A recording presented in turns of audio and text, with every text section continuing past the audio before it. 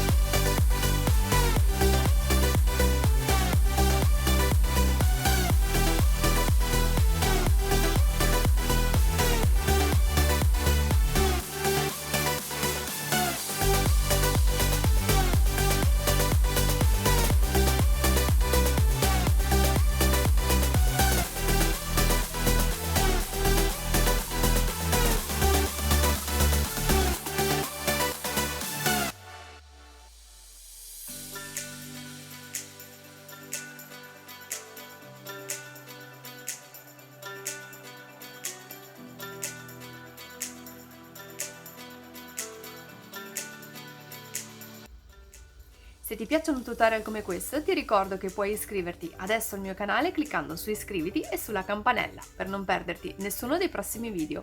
Tu hai mai provato a fare dei vasi in cemento? Fammelo sapere nei commenti e se questo video ti è piaciuto potresti condividerlo sui social. Io ti ringrazio fin da adesso. Noi ci vediamo alla prossima. Ciao!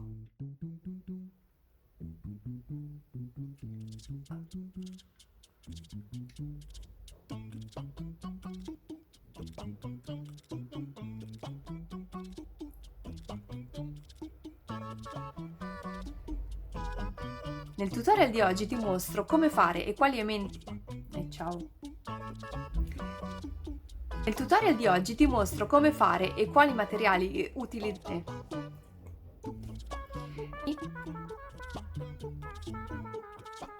Attenzione! Attenzione! Quello che serve è classico